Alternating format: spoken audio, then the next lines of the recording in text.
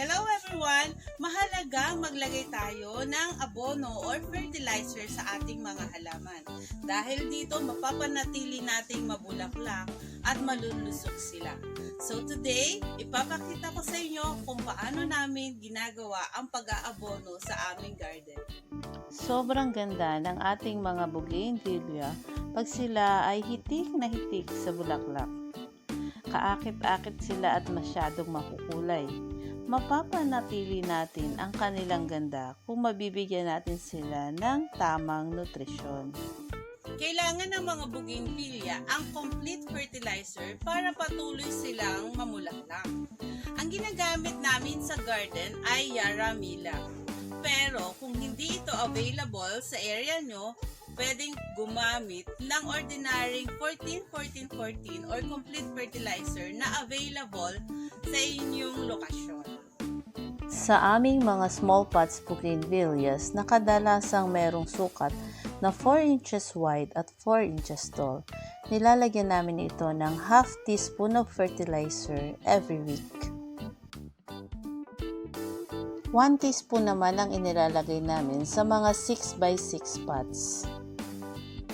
At sa mga malalaking timba, pati din sa mga extra large na mga pots, nilalagyan namin ito ng 1 tablespoon of fertilizer every week.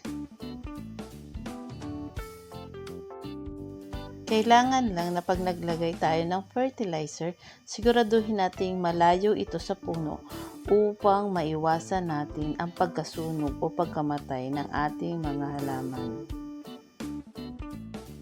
Pagkatapos natin silang lagyan ng pataba, atin silang diligan upang ang ating mga fertilizer ay matunaw at sumama sila sa tubig para ma-absorb ng ating mga halaman.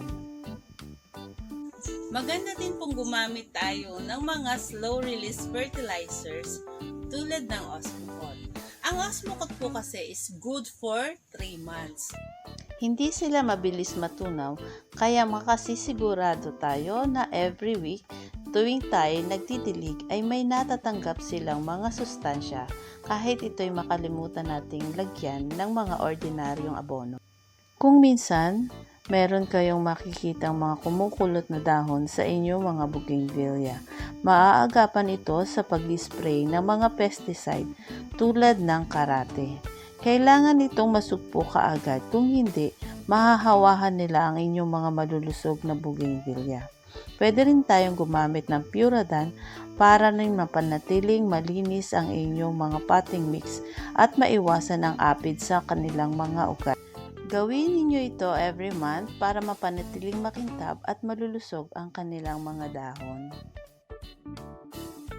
Sana po ay nakatulong sa inyo ang aking video para mapanatiling malusog at mabulaklak ang inyong bougainvillea.